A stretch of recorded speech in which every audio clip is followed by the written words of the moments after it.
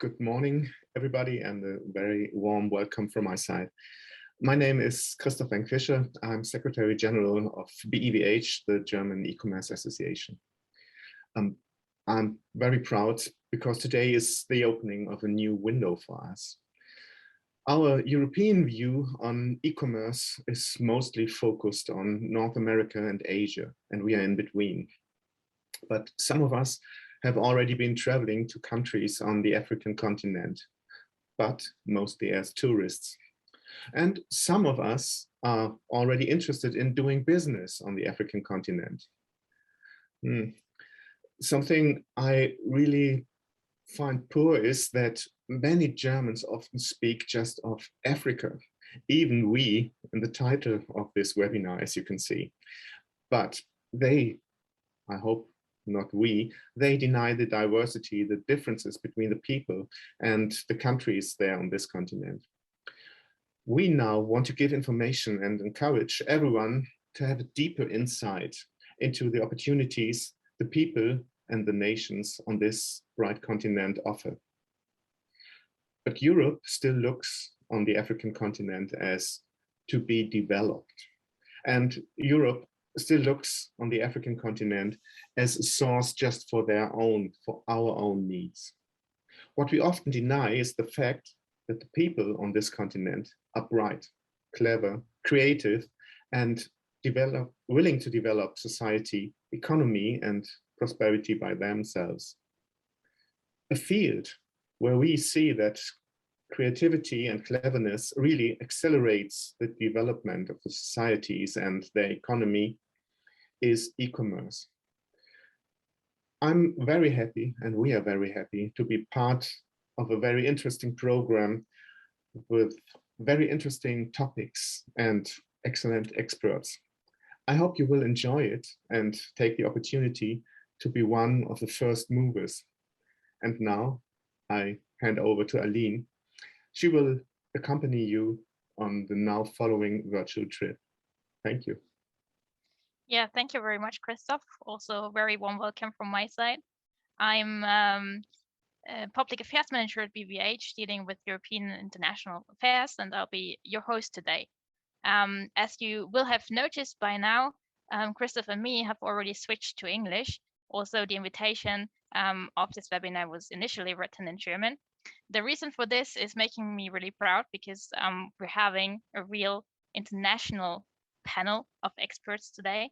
We're really taking profit from events being organized virtually at these days because we have experts based in the Netherlands, in China, and in South Africa that we are reuniting here in this webinar. And as Christoph said, we'll take you together with them on a trip across the African continent, and we'll start looking at the diversity of Africa's e-commerce markets, on their demographics, their potentials, their particularities, and also how they differ from European markets we know quite well by now, and also how they differ in terms of marketplace infrastructure. Talking about marketplaces, we'll also hear from the biggest marketplace in Africa, from Jumia, how their business model works and what solutions they have to offer if you want to sell from Germany to a country on the African continent. It's time to welcome Sara, who is a lead research analyst, and Chester Weltevreden, who is professor for digital commerce, both of them at the Amsterdam University of Applied Science. And together with the International Trade Center, they made a study called the African Marketplace Explorer, which is also, as far as I know, in the process of being updated right now. And this means they will be able to give us the latest figures about the African e-commerce markets and e-commerce marketplaces. And thanks a lot for being with us today. And the floor is yours. Thank you so much for having us. I hope you can all hear me. It's great to be here and to talk about this subject. It's very near and dear to Jesse and I. As Aline said, we worked with the International Trade Center. We're from the Amsterdam University of Applied Sciences, and we work at the Center for Market Insights. That's a little team within the university.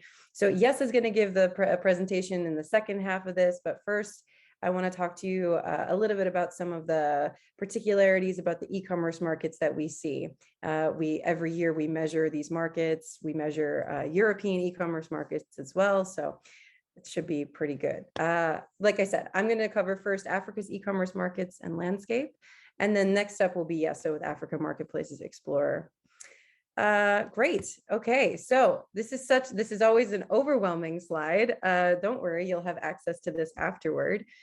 These are some of the important e-commerce indices that we cover, not just for African countries, of course, but around the world whenever we do these kinds of projects to understand what's happening in the e-commerce markets. So we use different indices to understand that. And I've highlighted pink for you the leaders in Africa in each of these indices and the definitions there on the left. So as Aline mentioned, logistics, that's a very important one for us. You can see Ghana is the leader at rank 57. And funny enough, Mauritius, which is always, I think, sometimes forgotten, is also up there in the ease of doing business and the e-government development index. But there's also new indices that we've included this year that we're focusing on because the world is going in that direction, the Environmental Performance Index and the Global Security Index, and you can see those over on the right. Again, Mauritius with the Global Cybersecurity Index. So this is an interesting sort of, you can get a snapshot of what's happening when it comes to ranking amongst global countries here. And again, you'll have that afterward. So e-shopper penetration in Africa, this is a really great, you can see the growth. The line up top is the growth, and this is the percentage of the population that can use the internet, that is using the internet. So as you can see in 2021, we're expecting that to be 28%. And the growth rate, it's still very positive, 20, 17, 14%. It's declining a little bit, but it's still at a very strong growth. To give you just a sort of comparison, I guess, maybe with Europe, because that's always nice in our minds. The lowest in the EU as a region, or in Europe as a region, is actually Eastern Europe, and 77% of the population in Eastern Europe shopped online in 2020. And maybe the lower players there would be Moldova and Albania with 34 and 37%. So it's just sort of give you that idea. On the other hand, Germany, 87% of the population is shopping online. And that's a figure from Eurostat. If you're interested in that, that's in the European report. You can check that out. So that's just to give you an idea of where Africa as a whole falls in general with e-shopping.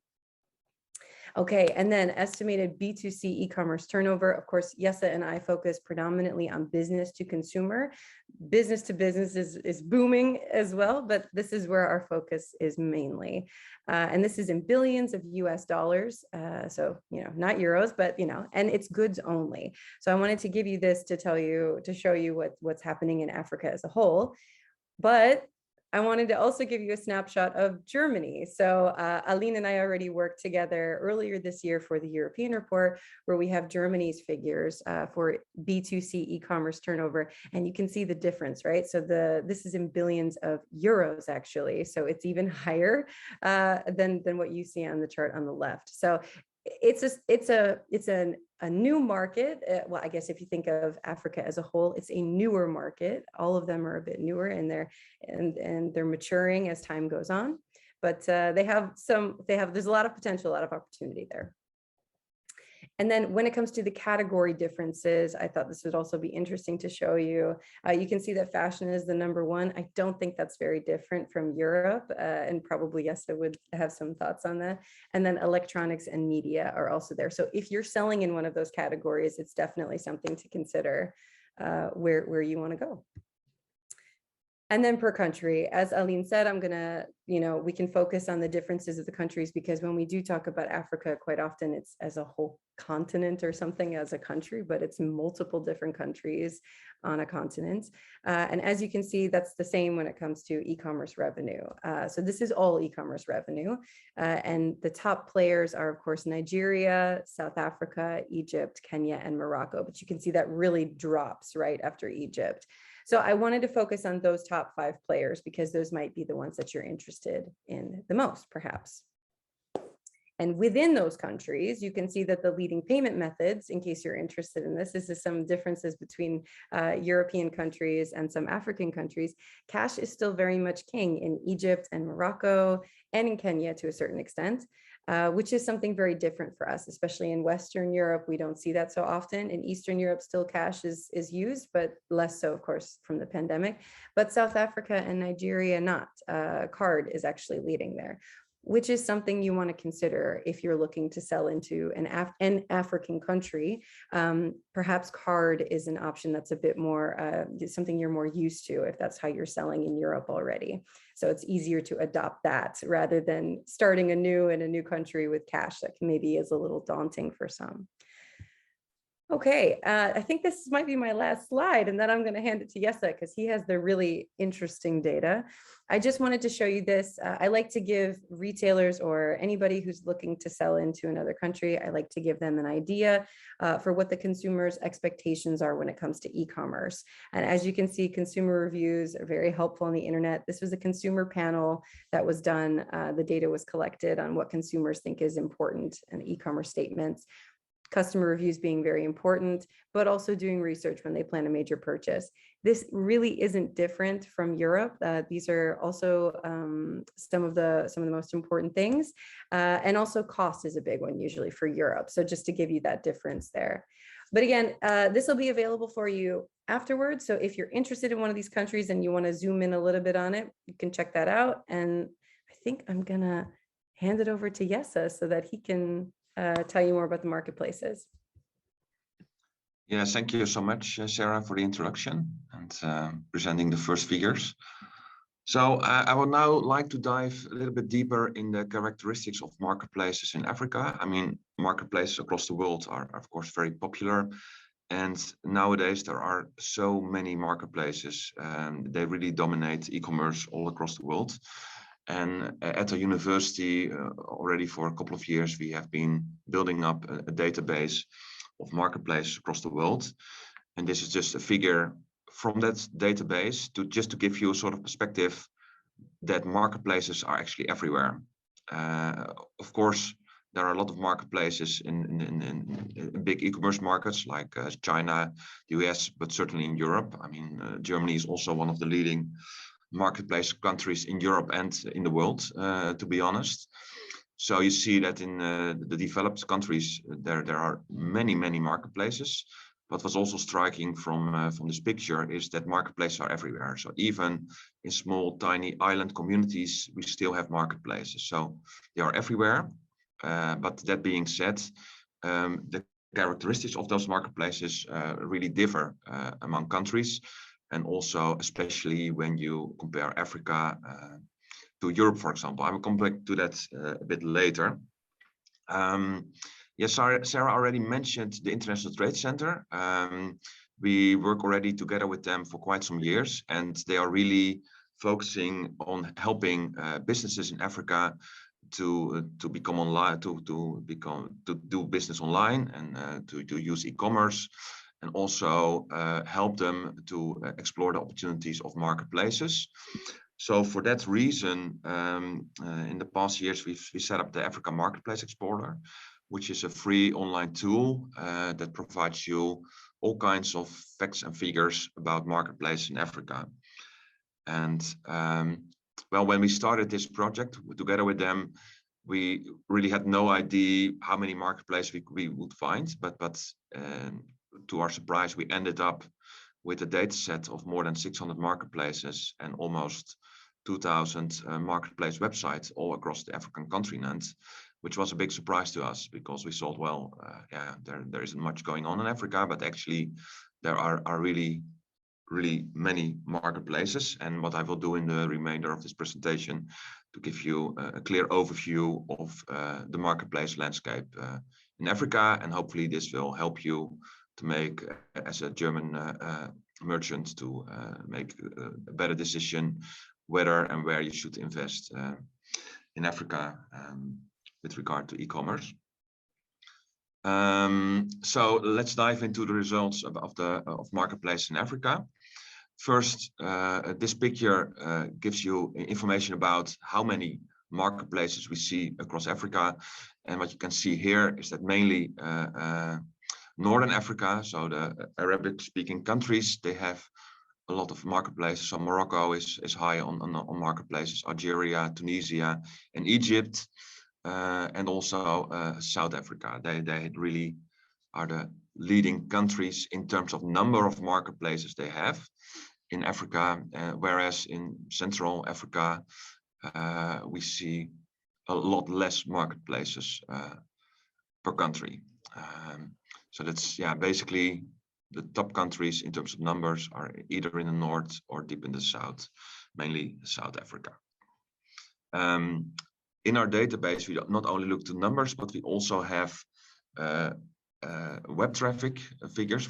Unfortunately, we don't have turnover figures of all those marketplaces, but we do have web traffic estimations, which is sort of a proxy for turnover. It's not exactly the same, but at least it gives you a good idea about the size of marketplaces and also their success, because we have this data over time. It comes from SimilarWeb. It's one of the leading companies that predicts the traffic of websites, of every website in the world.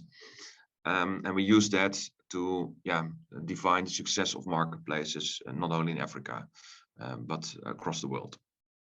And basically, this figure is based on the data of SimilarWeb, and which shows you how much traffic in each country goes to the marketplaces over there. And this picture is a little bit different because here you also see Nigeria, which is also big. So it's, when we look to traffic, South Africa is the largest country, followed by Egypt and then Nigeria. So Algeria and Morocco did very good in number of marketplaces, but basically Nigeria had a little bit less, but the marketplaces that are there, they are larger. And then it's mainly, to be honest, it's Jumia. I come back to that later. That really boost the figures for Nigeria. So here you already see that, also when it comes to traffic to marketplaces, that are just a few countries that are really leading. And these are also the countries that Sara already mentioned in her part of the presentation. Let's dive a little bit further in traffic. So if we look to the total traffic to marketplace in Africa in 2019, these are 2019 figures. We are working on an update, which will be released, I think, in the coming month. So then we have also figures for 2020 and also for some months in 2021. So stay tuned. But if we look to the marketplace traffic in Africa in 2019, we saw that almost the marketplace in Africa attracted almost 2.2 billion visitors per year to their websites. And maybe you think this is quite a large number, but it's also good to place this number into perspective. For example, compare it to leading marketplaces across the world, and that's really striking, because if you compare that, then you will see that Africa is in fact very, very small if you compare it to the leading marketplaces, Amazon, eBay, and AliExpress, which do much more traffic on an annual basis than the whole continent of Africa. So looking from that perspective, marketplace traffic in Africa is really small. So there are some leading players, there are some countries that are doing quite good, but the large majority of the countries, what's going on there on marketplaces is really low, to be honest. And it's also good to look to the characteristics of marketplace. I mean, in Europe, we have a lot of marketplaces, we have a lot of transactional marketplaces, but in Africa, the landscape of marketplaces is quite different from Europe and other parts of the world. So looking to type of marketplaces, we see that of all marketplaces in Africa, 60% are classified sites. And these are sites where you can post an ad, but you can't do a transaction. So you can just post an ad and then contact the seller, and then you need to arrange the exchange of goods and also the payment all offline. So it's not facilitated by the marketplaces. Whereas online shopping malls and also other types of marketplaces like price comparison sites or auction sites or deal sites, they are far less popular. And I think in Europe, it's quite the opposite. So there, the online shopping malls, which are the transactional ones, but also price comparison sites, they are much more popular, they are much more bigger. And we have much more in Europe than they are in Africa. So in that respect, I think a lot of countries in Africa are still lagging behind when it comes to offering transactional marketplaces. I also come back to that later. But yeah, this is a first indication that the landscape is quite different from Europe. Also, when we look to the specialization of marketplaces, we see that almost 3/4 of the marketplace is not specialized, which means that they offer a general assortment of products and or services.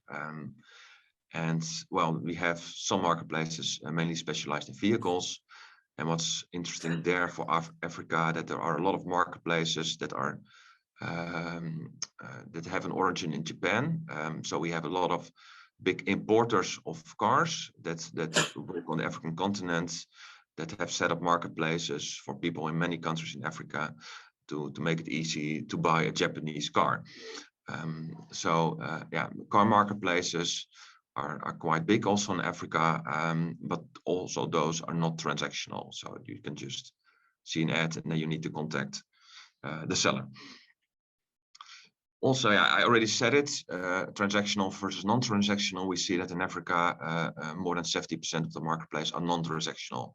And of course, these are not the marketplaces you should focus on when you are a company from Europe and especially from Germany, because it's not really doable to make a trade there as a German company. So you really need to focus on the 28% of the marketplace in Africa that are transactional. But yeah, these are really different numbers when you compare it to Europe, where the large majority of the marketplaces are really transactional. So that's really a striking difference with Africa. Also, when we look to the age of marketplaces in Africa, we see that a lot of marketplaces are really young. So they exist less than 5 years, and we don't see a lot of marketplaces that are really old in Africa. And the older marketplaces are mainly the classified sites that are there for quite some time. But we also see that in many African countries, it's really difficult to set up marketplaces with a sound business model that are able to survive for quite a long time. There are some examples like Jumia, for example, that's doing quite good and is already there for quite some time. But yeah, we also see marketplaces popping up and also going down quite rapidly across Africa, because there are so many things economically, socially, with regard to infrastructure that make it really a challenge. And also the access to the internet, which is quite low in many countries, which makes it really a challenge to gain sufficient business as a marketplace in many countries. So that's really a challenge of the African market. So let's now dive a little bit deeper into the success of marketplace and also dive deeper in the big players on the continent. And first, I would like to share with you is this curve, which is a Lorenz curve, and that shows actually the skewness in terms of when we compare the number of marketplaces to the marketplace traffic. And what you see here is that only 1% of the African marketplaces is responsible for 60% of all marketplace traffic across the continent. So here actually we are talking about less than 10 companies in Africa, less than 10 marketplaces that do 60% of all traffic across the continent. And yeah, but you can see here is that the large majority of the marketplaces hardly attract any visitors. I mean, more than half of the marketplaces have less than 100,000 visitors per year. And when we compare those numbers to Europe, if you are a marketplace in Europe and you have less than 100,000 visitors per year, then you're a really, really tiny marketplace. Probably you are a niche marketplace, then you can be successful. But if you are a general marketplace in Europe with less than 100,000 visitors per year, then you're actually a not successful marketplace, to be honest. But here, this is in Africa, these are the figures, and we see a lot of really tiny marketplaces across the continent, to be honest, and only a really small proportion, 60% of the marketplaces have more than 1 million visitors per year. So that's really a striking difference. When we look to the big players, I already mentioned it a bit. There's really one dominant player you should look at when you are a German company, and that's Jumia, which in terms of traffic, not talking about turnover. I think in turnover, these figures can be even more skewed. Yeah, they are really the dominant player across the continent, present in multiple African countries and attracting almost a quarter of all marketplace traffic across the continent. And apart from Jumia, we have some other relatively big players. We have Utnis, we have Gumtree, Souk, OLX, and Take a Lot. They also have quite high shares when it comes to traffic. So here you can see that those players together already make up more than 50% of all traffic in Africa. So that's quite big. So when you're interested in Africa and selling there, you only have a handful of players, of companies you need to look at. So there's not much choice in that respect when you really want to do some business in Africa. When we look to the traffic development of marketplace in Africa, it's also really interesting, is that we see that it's not really growing rapidly. When we look to the average traffic of an average marketplace in Africa, we see that on an annual basis, it's around 500,000 web visitors per year. In 2019, we saw a rather large decline compared to 2018. And I can already tell you, because we already have the figures for 2020, that there is still on average a decline of marketplace traffic. So where we see in Europe and many other countries across the world that COVID really, the COVID pandemic gave a really boost to e-commerce and also to marketplaces. In Africa, we see quite the opposite in many countries, that marketplace traffic even declined further and declined very steeply during 2020 and also 2021. And this has, I think, a lot to do also with the nature of marketplaces in Africa. So it's not really quite a success story for a lot of countries, to be honest. When we look to total marketplace traffic, we can see actually the same picture. Yeah, we're still in a decline for the whole continent.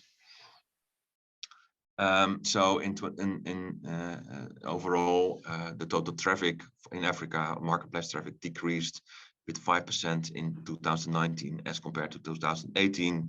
And for 2020, we will see a decline of 15% for the whole continent, to be honest.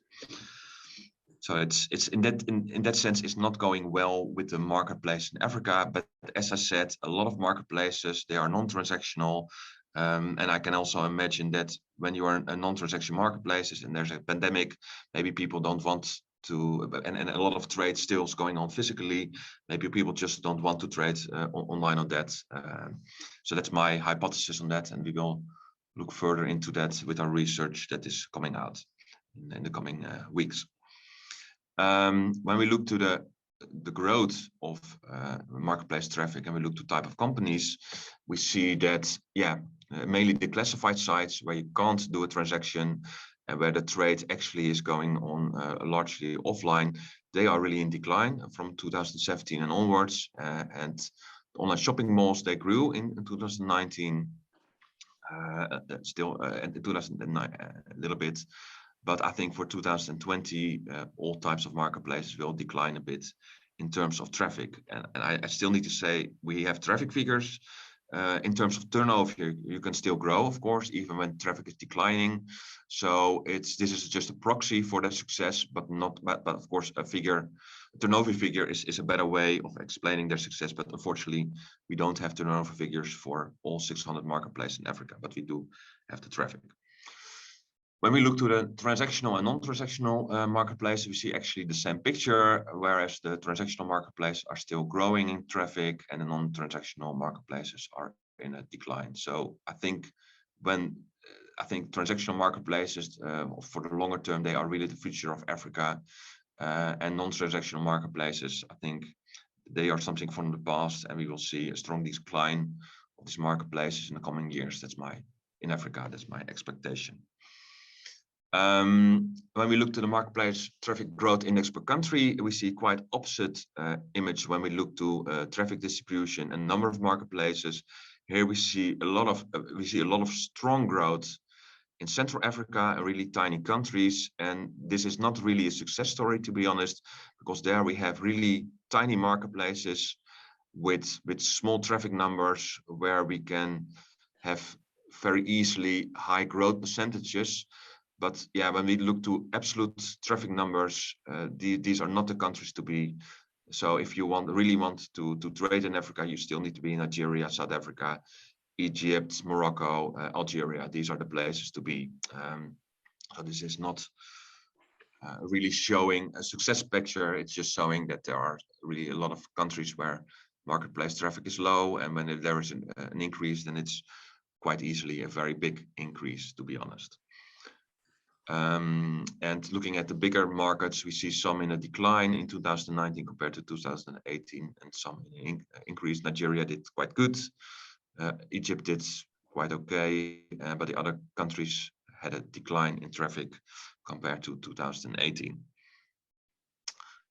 We also looked to the individual success factors of marketplace websites across Africa. We did a regression analysis on that. I don't want to share with you the technical details, but just to give you some conclusions about it, to show what makes a success of marketplace in Africa when it comes to traffic. We see that older marketplaces perform better than newer marketplaces. We also see that marketplaces that focus on selling new goods, like Jumia, for example, they do better than marketplaces that also focus on second-hand goods. We see that the generic marketplaces and the vehicle marketplace perform better than the specialized marketplaces, so marketplaces that focus only on clothing, for example, or other kinds of goods. We see that marketplaces that have a mobile app in Africa that perform better than those that don't have a mobile app. And we see marketplaces that are retail owned. And with that, we mean that the marketplace owner is also selling through its own platform, that those marketplaces perform better than marketplaces that are owned by a third party that is just facilitating trade online and is not selling goods themselves on the marketplaces. Those ones perform better.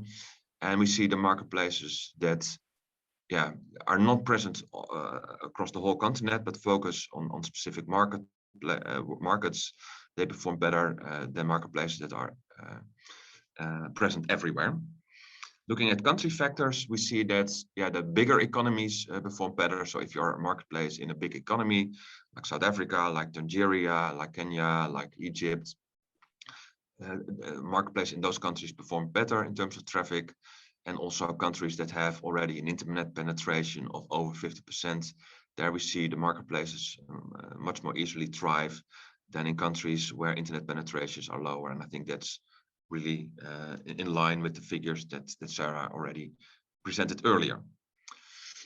So let's dive a little bit further into some opportunities for businesses in Africa.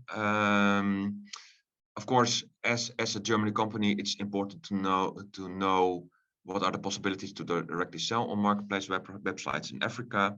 And we see that, well, on 80% of the marketplace, it's possible as a foreign company to sell. However, only 11% of the marketplace are transactional. So the number of marketplaces that are really relevant to German companies, as I said before, is quite low. And we also see that there are quite a large number of countries in Africa where there are no transactional marketplace at all. So in almost a quarter of the countries in Africa, there's no marketplace where you can actually do a transaction through that marketplace. And there are 29% of the countries, they only have one marketplace where you can do a transaction. And the number of countries where there are really a lot of transactional marketplaces, they are quite low. Only about 8% of the countries have 10 or more transactional marketplaces. And that's, of course, totally different when we compare that to Europe, for example. I said it before, 49% of the marketplace websites are open to foreign sellers. Here we see it. And here you see quite maybe counterintuitive figure, where really the tiny, less successful countries, they have a lot of marketplaces that are open to foreign sellers. But to be honest, these are mainly classified sites, really not sophisticated marketplaces that open their website to the whole world. But these are not the countries you want to be in as a German merchant. You really want to be in the top countries, which are actually on the right part of this graph. So being open to foreign sellers does not say everything. Actually, especially in the context of Africa, that's important to know. What we also did in a report that we wrote together with the International Trade Center is compare some big players in Africa to some other leading marketplaces across the world. And here you see the marketplace that we have looked into in our report. And here you can also see the origin, the permitted origin of sellers across those marketplaces. So that gives you an idea.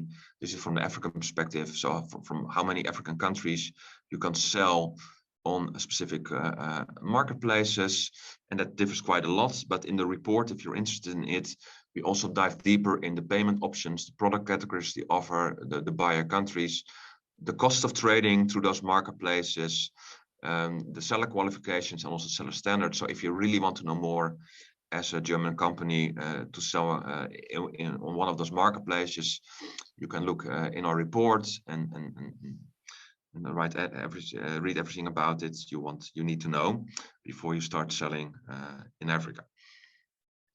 So I would like to conclude with some key takeaways. First, I think a major observation is that Africa is home to many marketplaces that especially SMEs can use for trading. However, only a handful of those marketplaces really dominate the landscape.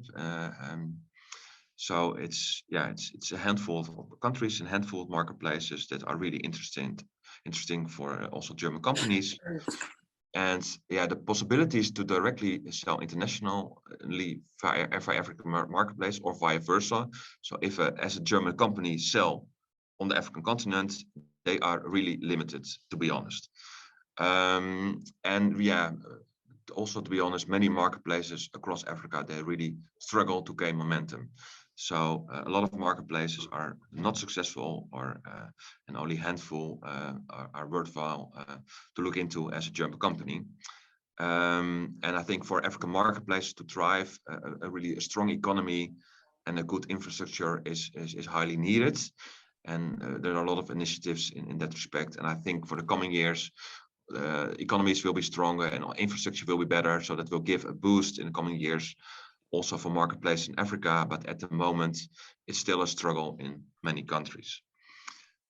If you want to know more about what we just presented, we have an online tool where you can really dive deep into marketplaces, individual marketplaces. You can uncover trends, you can uncover countries and what's going on there. You can use our tool, it's free, and you can also read the report if you want to dive deeper in the leading marketplace in Africa. So thank you a lot. And if there are questions, Sarah and I are happy to answer them. Yeah, thank you very much, Jesse and Sara. So yeah, please feel free to post your questions in the chat or also raise your hand. Maybe to start with, I would have a question. So you were saying, well, that there will be more transactional marketplaces in the future, probably. So would this then also have an impact on the traffic that will be on these marketplaces? And will it also have an impact on the ranking of countries? So will there be maybe more countries catching up then with the top 3 that you were mentioning? Yeah, for sure. I think for the longer term, that will be the case. And I think transactional marketplaces are the way forward for Africa. But I mean, as Sara already explained, in a lot of countries, internet penetration is still low. Infrastructure is still a problem. Access to good online payment methods is still a problem. So there are a lot of challenges that a lot of countries are facing, which makes it hard in a lot of countries to establish good transactional marketplaces. So that's why there are still a few number of leading countries and a few main players that are really successful in Africa. So it's something for the long run, but I do think transactional marketplaces are the way forward, and they can really help to boost e-commerce across the continent. Governments already realize that they're putting a lot of effort into policies in better and so on, but it's something for the long run. So in that sense, we're not presenting a very optimistic story from a German perspective for German merchant, but we try to present a really realistic story about Africa, that it is a challenge. There are opportunities for sure, but you really need to find them. It's not comparable with Europe. So if you're when you're a company in Germany and you want to sell to the Netherlands or France or whatever, or even to the US or China, you have so many opportunities. But in Africa, the number of opportunities is small. There are opportunities, but there's not much choice, to be honest. And you're like mentioning this is like for the long run. So what is your prediction like in terms of years that this might still take? Yeah, I'm a researcher. I'm looking at facts. I'm not visionary looking in the future, but I think this will take quite some years to get them at the same level as we are in Europe at the moment. That's not something that will happen in a lot of African countries in the coming 5 years. It will take maybe 10 years or longer, maybe 20 years to get to the point where we are in Europe, if they ever get there, to be honest. And that's also a question, of course. But maybe the speaker from Germany can also comment on that. Who knows the continent much better than we do from Amsterdam, to be. Sure. We just received a question. So do you know an example of a German or maybe Dutch seller that is already successfully selling to Africa? And if yes, to which country and which marketplace is being used? Good question. To be honest, we didn't look into that. So it's not in our figures. And what we do know, and you can read it in our report, is that when you look to the leading marketplaces in Africa, that there are opportunities to sell there as a German company, but there are also some major Chinese-owned marketplaces in Africa. And if you want to try to sell there as a foreign company, it's possible, but a lot of the information that you really need to establish an account is in Chinese. So they don't really make it easy for you as an international company to sell there. So that's the second problem. So when you found a good marketplace that has opportunities, a lot of them don't really facilitate foreign companies from Europe or elsewhere to trade on the continent. So they don't facilitate companies well from Africa and certainly not from other parts in the world. So that's an additional challenge. So I don't know an example, but maybe our speaker Dario from Germany does know some examples. Yeah, Sara, do you want to comment on that? Yeah, I think when it comes to German retailers, I'm not too confident that I know any, but I think French retailers, I think probably more likely. Of course, as Jesse mentioned, a lot of these countries that are leading in e-commerce markets, they're also French-speaking countries in many ways. So there's an easier bridge there in a way. So there's definitely some French companies, and I think modeling what you do off of what those French companies have already done to come from Europe into African countries is helpful. And as another point, I would say that I agree with you on the prognosis for where e-commerce in Africa is going. That was one of your questions. I do think in some ways, African countries have leapfrogged Europe in some ways, simply in their use of mobile devices. So I think that is something that is more common in Asian countries and in African countries, mobile buying more so than it is in Europe. So in some ways they've leapfrogged us, and in other ways they're still working on the maturity of the market. So that's just another side point there. Yeah, maybe, fully agree with what you said, Sarah. To add to that, you triggered me a bit. In Morocco, I know we have Vente Privé, which is a leading company in Europe. They do the flash sales in fashion and home furniture. They have a good establishment in Morocco, which is also Africa. So a lot of also major brands across Europe, they sell on Vente Privé in Morocco, but that's only Morocco. So I know first probably there are some German companies selling on Vente Privé in Morocco, but that's the only thing I know. All right, but yeah, maybe we can frame the question a bit in a different way as well. Do you perceive that there is an increased interest into your study also from European countries right now? For sure, yeah. I think the marketplace model is really helpful for companies to internationalize. So if you don't know a foreign country, an easy way to get acquainted with the market is to start trading through a marketplace. So also for companies from Netherlands, we see when they want to enter the German markets, they first try to sell on Amazon.de to see whether their products are bought and interested for German consumers. So we see that a lot of e-commerce companies across the world, they use marketplaces as an easy gateway to new countries. And from that perspective, we also see this question a lot for Africa. So we get quite some questions about that. And yeah, and then we need to tell them the realistic story that the number of opportunities for Africa are quite limited as you compare that to other parts of the world. But yeah, they are limited, but there are some options. So you can still choose, but it's a small list.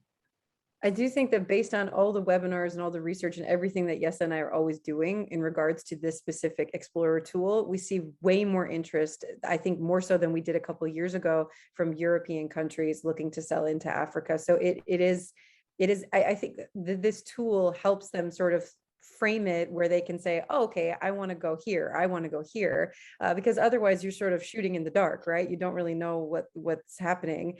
So I think that we are definitely seeing, with more data that we have, we're seeing more interest in these in African countries from European sellers. And we were hearing already quite a lot about challenges also because the markets are so different and also the marketplace infrastructure is so different. But still there are so many marketplaces. So would you say that the opportunities are outweighing the challenges, that it's worth to have first of all a marketplace and establish a marketplace in Africa, in an African country, and then to sell on these marketplaces to Africa? I think that from a German perspective, there may be a handful, 5 or less marketplaces that are really interested at the moment to start selling on in Africa across the whole continent. So there are more than 600 marketplaces, more than 2,000, almost 2,000 marketplace websites. But I think, to be honest, 5 or less are really interested for German companies at the moment. Yeah, that's the reality. Yeah, I think there are some opportunities, I think, but I agree with Jesse on that. You really, you have to really do a serious cost benefit analysis and look in the mirror as to whether or not that's where you want to expand into next, right? There's a lot of regions in the world that are viable regions to sell into. And I think picking certain African countries will be a better model than just throwing whatever at the wall and hoping that Africa, here we are. So you have to be very specific. And I think what Jesse said about the marketplaces and choosing them is best. Yeah. Yeah, and maybe we can also turn it around. Africa is a fantastic continent where there's a lot of creativity and a lot of handicraft. They make wonderful products over there. So you can also turn it around. So if you are a German trader and you sell fashion or you sell home furniture, there are a lot of interesting products made by African merchants that you could sell on your own website or on platform in Germany. So you can also turn it around. So if it's difficult to sell in Africa, maybe you can use Africa as a source for new products that you sell in Germany. So that's a different perspective that you can also look at. Okay, we just received another question. So what do you think or consider the biggest challenge when entering the African e-commerce market? The language, the availability of the internet or computers, payments, what would you say?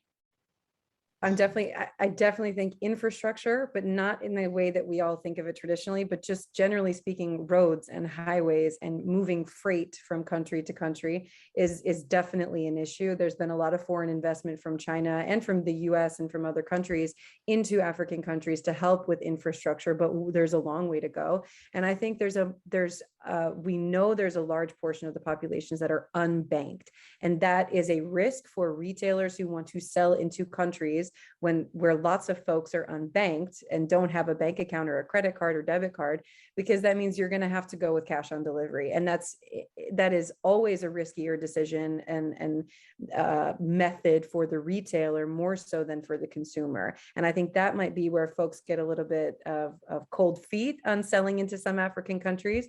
So I think those are the two biggest issues, because language is not so much. If you can put it into French or English, or Arabic even possible, I think it's doable, but it's the infrastructure, how you move goods from one country to another country, and then how you get them there, right? So the ease of doing business and the regulations within those countries are different. And then, the unbanked. Yeah, maybe add to that. I fully agree, Sarah. Maybe also the political instability that you have across the continent, that can also be an issue. So there are some quiet countries where everything is going quite good already for quite some decades, but there are also a lot of countries where things are heating up quite easily, and there are coups and so on. So yeah, a lot of countries, it's really difficult to have good trade, and due to the unstable politics and also the instability of the economy. And maybe this is a shameless plug, but you can actually look at all that information on the Explorer tool. So you can see what percentage of folks in African country X have a credit card, for example. You can see that credit card penetration. So you can use the tool to make an informed decision about which country you want to go into based on those criteria. Yeah, so thank you very much. I think we now got a great overview of the differences in markets, and also especially in marketplaces. And I think your tool is highly appreciated by choosing the right marketplace and the right country to go to. And we'll now turn to the marketplaces again and look a bit deeper into them. We've been hearing a lot already about Jumia, which is the biggest marketplace on the African continent. And so I think it's about time to also invite Jumia to join the discussion. Welcome, Dario.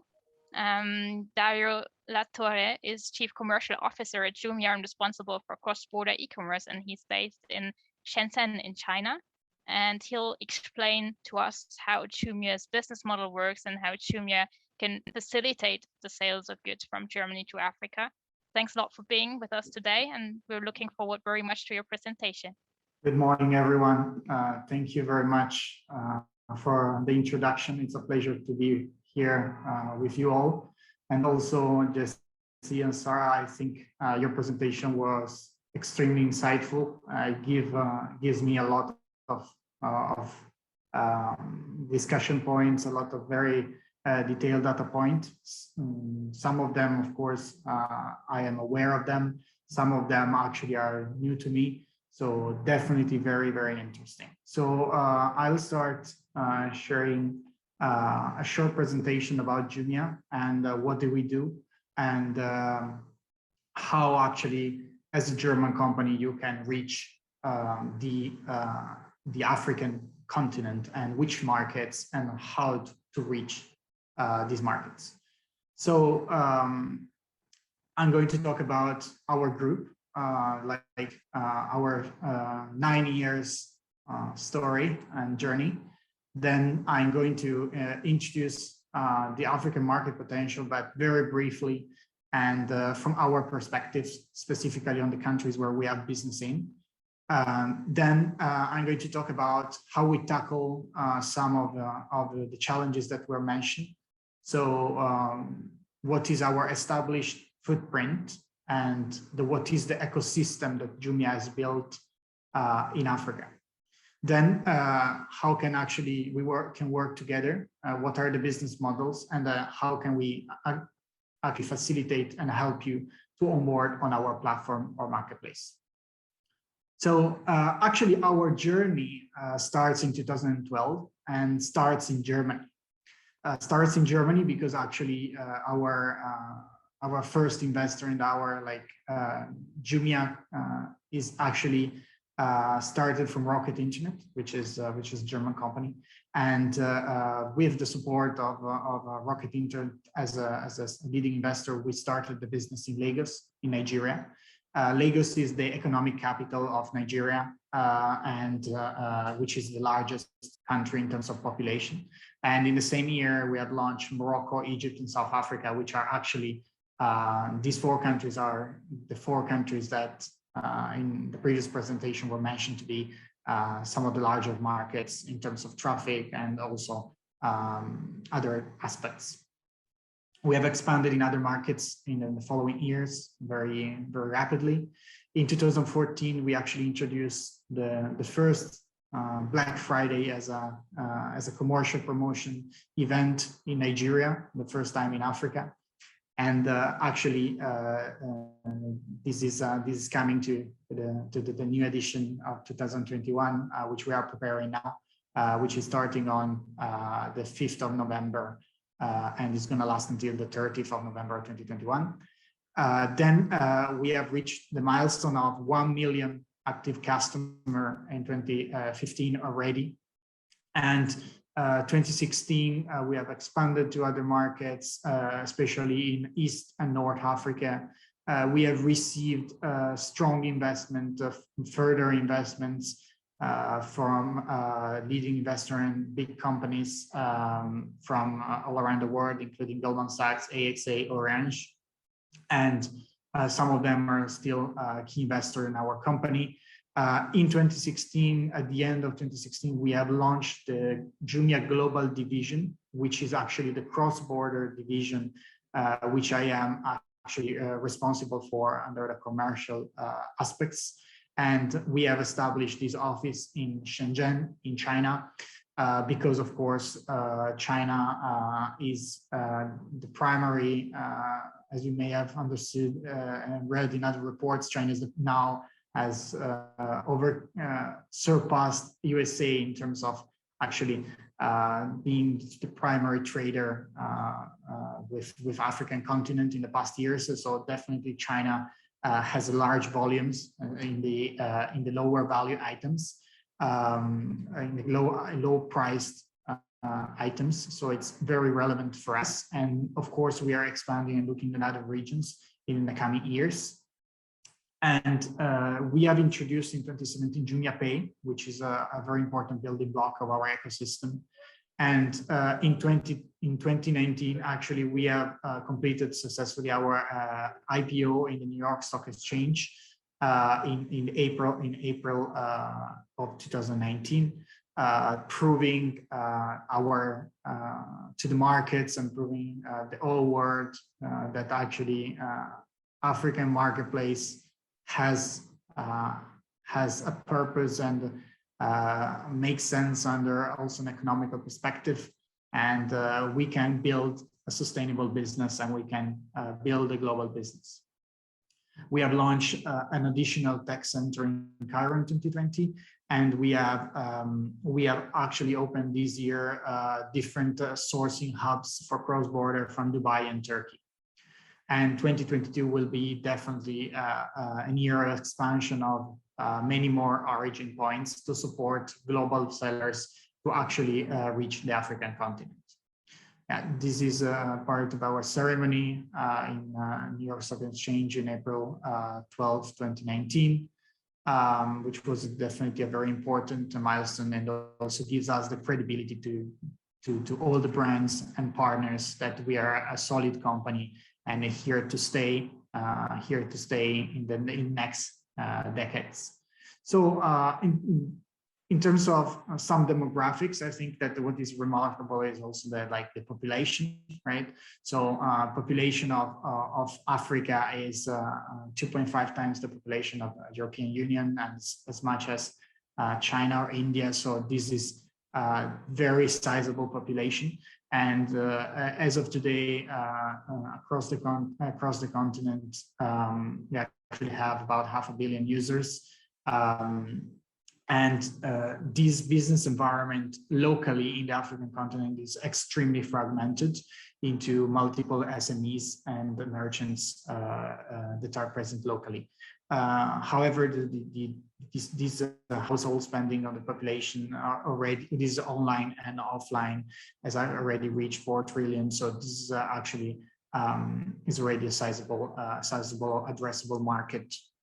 Of course, e-commerce as of today accounts for less than 1%, but definitely will increase in the coming years. In terms of the growth, overall, the continent is still growing, the 6% real GDP growth, which is definitely a solid figure. What is very interesting of Africa, and maybe not so trivial, is that for sure the population is very young. The median age is below 20 years old, which is completely different from populations of the developed markets such as Europe. And of course, this gives great opportunities for marketplaces and companies to help and support customers to leapfrog to e-commerce. So maybe some of our customers will complete the first purchase of a branded item or first purchases online instead of offline. So this is quite interesting. In terms of mobile penetration, this is also something that is different from more developed markets like Europe. Is more similar to the Asian countries, as was correctly mentioned by Sara before. We are reaching 70% of the mobile penetration, and actually overall, I believe that Jumia is crossing the 75–80% bar of transactions happening on mobile already. So this has already switched strongly towards mobile. Of course, supported by a lot of mobiles are coming from China that are getting more cost-effective smartphones that are actually affordable for the population. So in terms of markets, this is a picture of where actually Jumia is active with transactional marketplaces. We are present in 11 countries, and Jumia is a company that has a solid presence in each of these markets. We have, of course, companies registered there. We have offices, we have multiple warehouses, and we employ more than 5,000 people across all the markets where we operate in.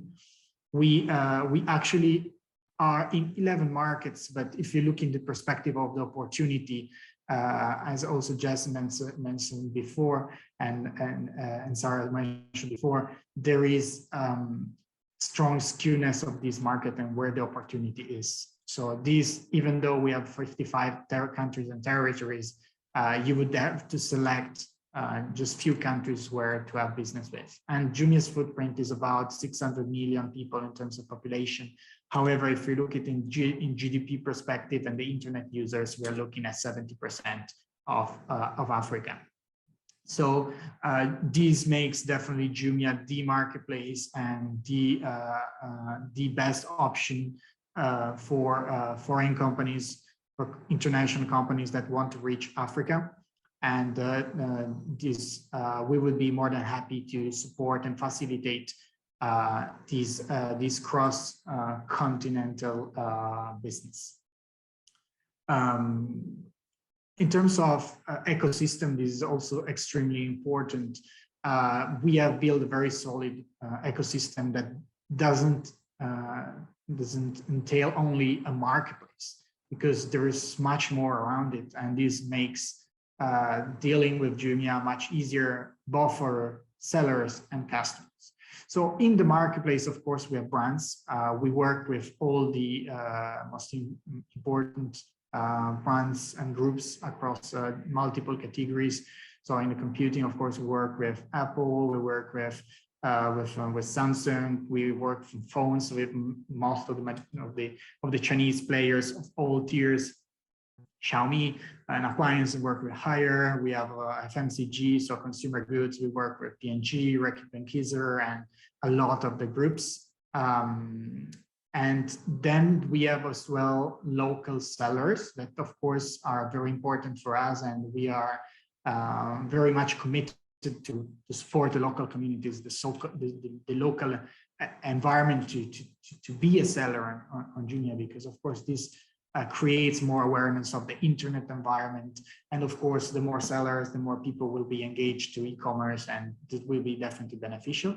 And then of course we have the part of cross-border, that is the part that I personally am responsible for, which I'm extremely excited about. I've been working in cross-border e-commerce for almost a decade, and I find it extremely interesting how actually companies can support bridging the business across different areas and continents.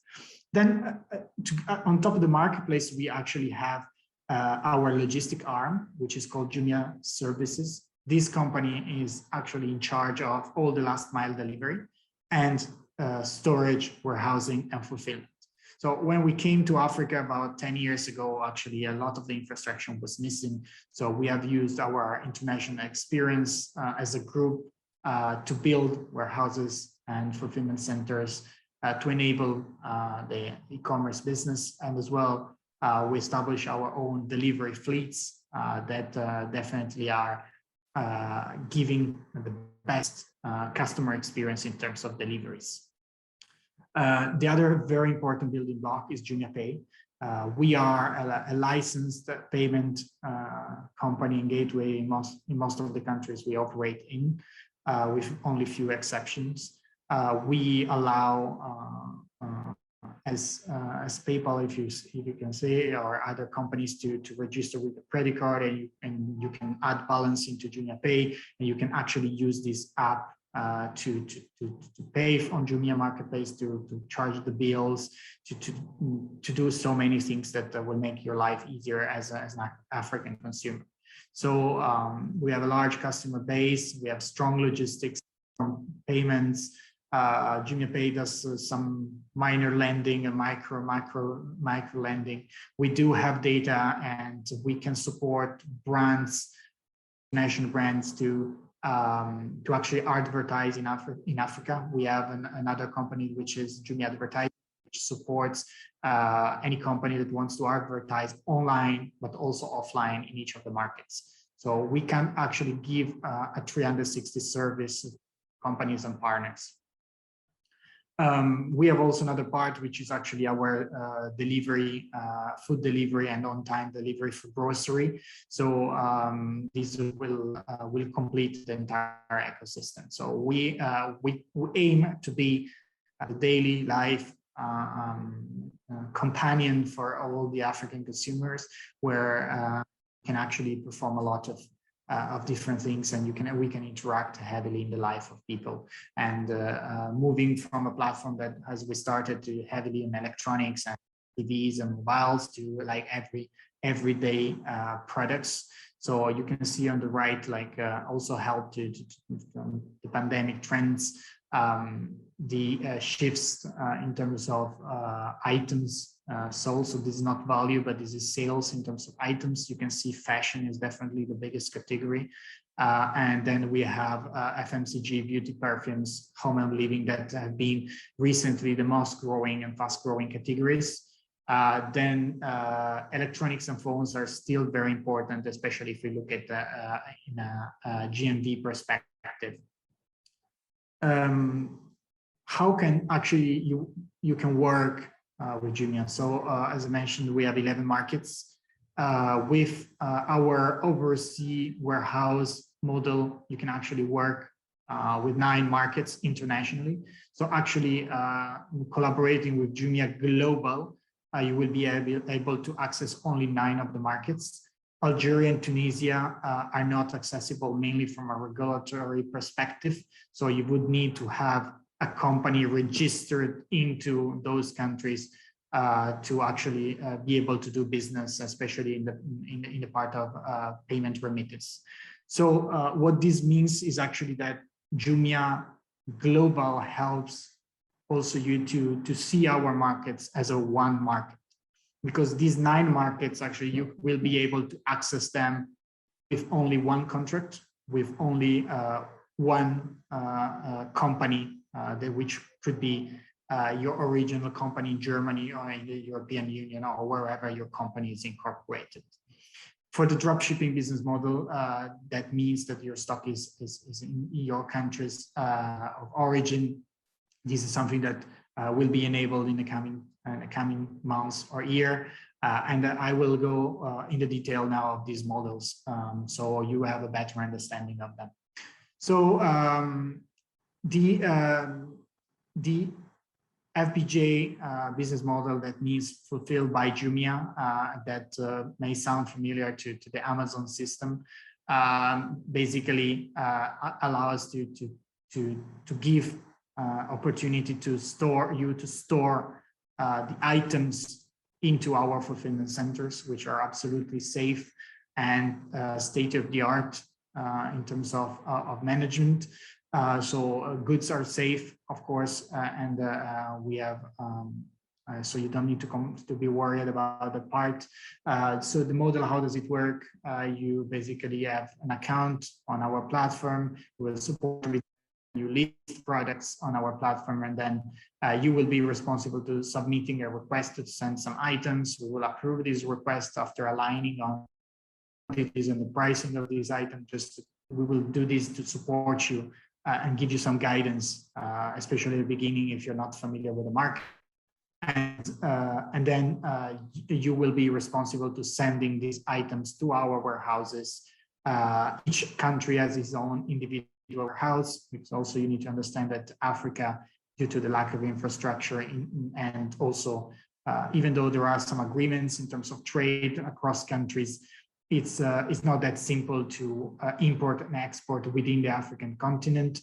So each country actually needs its own fulfillment center, and this is very different from what happens and what is happening in the European Union, which is a unified market that makes a lot of things much easier. So you will need to send these items to our warehouses. If you have solutions in terms of logistics, you can use your logistic partners. If you need the support, we can somehow support and advise you to use some of the partners in case you are needed. The great advantage of this is actually, if the items are in our warehouses, we have the capability to reach our customer within 1 to 3 business days, which is very much comparable to what is happening in Europe, China, United States, for the most mature markets. I can give you a data point. Last year for Black Friday, we have managed to deliver 54% of the orders within 24 hours. So this is a really state-of-the-art and gives a very good customer experience, and customer are coming back. We have cash on delivery available, and this, of course, gives a great advantage, because some of these countries are highly dependable on cash on delivery, especially North African countries. And Jumia will handle everything from inbounding, outbounding. In case of returns, we will bring the items back to our warehouse, and then resell them if they are not defective, etc. For these, we charge a commission. We charge an inbound and the storage fees that depends on the time and the size of the items. But this is a pretty straightforward and simple model. On the drop shipping, few words. It's not yet available from Germany, but what this would mean is that you have the items stored in your warehouse or fulfillment center, wherever in Germany or in the in the European Union, and when your system is integrated with our system, or you list the items with the quantities that you have in stock, and then whenever there is an order, you pick back the order and send it to one of our logistic partners that are present on the country. And in that case, Jumia will be fully responsible of the entire transportation, including custom clearance and last mile delivery. In this case, the seller will be asked to contribute partially on the shipping fees that are in the category. And in this case, to protect the business and protect also the vendors, we will not make cash on delivery available, because of course this increases the risk for everyone. So how actually you can onboard to Jumia? So coming to a conclusion, the qualification as a seller is very simple. You need to have a business license, so you cannot be individual. You need to be a company and accept companies registered in any country. And then you need a Payoneer enterprise account linked to that business license. Payoneer is, if you're not familiar, is the international company with a headquarters in Israel that is also listed in the New York Stock Exchange. It is our preferred partner, and we do all the cross-border remittances through Payoneer. Remittances happen in US dollars, and these are at the predetermined rate. So what this means is actually you will have to list the products in the local currency, but we will give you on a monthly basis the exact rates which we will pay against the US dollars. So actually the exchange rate risk between local currency and US dollar is actually borne by Jumia. Of course, if there are variations between US dollar and euros, that's a different story. But in the Payoneer account, actually, you can handle multiple currencies, and you can keep the dollars, or you can use these dollars, for example, to purchase products from other countries, etc. The payments happen on a bi-weekly schedule, so twice a month. All the orders that will be delivered in the first half of the month will be paid within 7 days after this account statement closes, and then there are the second part of the month will be paid within the first week of the following month. Joining Jumia, it's free. There are no joining fees, and there is no monthly recurrent fee, and we do not require a deposit to join our platform. In terms of a lot of details, these are available on the Jumia University. We have two versions. One is in Chinese and one is in English. So the website is the same at the moment, even though in the next month will be split. But with this link now, you can directly access the English section. And then there is a form at the bottom where you can actually click and register. It's a Google form. You can send us some basic information, and then some people in my team or our Dubai team or our local teams will reach out to you and we'll be able to address some questions that you may have. So this will be it. I think you may have some questions. I have so many topics I could speak about. I'm very excited to what is coming into Africa. I believe that this is definitely a blue ocean market, and if you're willing to take some, of course, to be a pioneer and being the first mover in this continent, for sure, I believe that you have the opportunity to establish your market share in your niche, in your category, and definitely carve out a space that in the future will definitely be able to grow exponentially. Thank you very much for your attention. Thank you, Dario. It was very interesting. We also received already a couple of questions. The first one is, does Jumia also handle B2B or just B2C? And if it handles B2B, is it via the same platform or via a different one?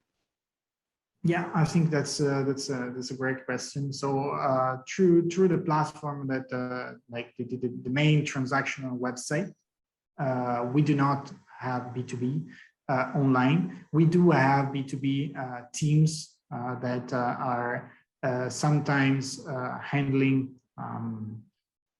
requests from some customers on the ground that saw maybe some products that have been listed on our platform, and they reach out to us, and we manage those transactions. But this is let's call it offline sales teams that will be supporting the transaction, and this transaction will eventually still happen online, but it's not like a self transaction mode for B2B. The reason also this is we have been focusing on B2C because we believe that this is the part where will enable the e-commerce ecosystem to grow. And I think that this is the utmost priority, and it is also the healthiest part of the business, because eventually we bring more people to buy online, and will be definitely beneficial. So for now, it's not a major focus. For sure, we will have more and more B2B in the coming years. Maybe we will have a dedicated platform. We do have some other kind of websites like Jumia Deals, for example, which is a kind of, in some countries, a kind of classified non-transactional website, but this definitely not been a focus of Jumia. The B2C is 95% plus of what we focus on. Okay.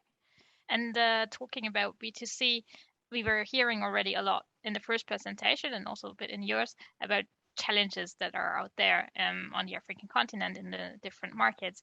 And we now got a question that is basically about how Jumia deals with these challenges. You were mentioning already a bit about the payment part, but what are you doing about infrastructure that might be not in place, unbanked customers, and so on? Yeah, okay. Yeah, that's a great question. I mean, I think that infrastructure is definitely, and what I call infrastructure is very much connected to what I call ecosystem, right? So e-commerce works because there is a strong ecosystem, okay, and the ecosystem is actually the answer to the question, right? So building so we address challenges building an ecosystem. This ecosystem, of course, some of these things are in our control, in Jumia's power, of course, to be improved. And the ones that we are directly addressing are definitely the logistic part, as I mentioned. So we have our own delivery fleet. We do have what we call pickup points. So especially in the remote areas of outside tier 1, tier 2 cities, what could be also some villages. What we use is we rely on maybe small shops that are offline, and these shops serve as drop-off and pick-up points.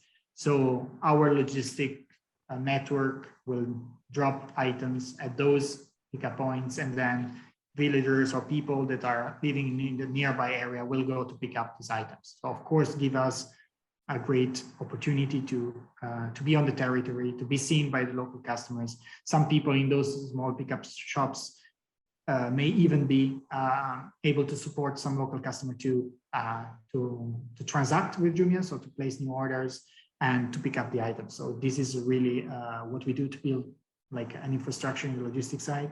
On the unbanked part, Jumia Pay, it's an app. You can go to some offline stores in some countries to top up with the money. So somehow does help for the unbanked customer.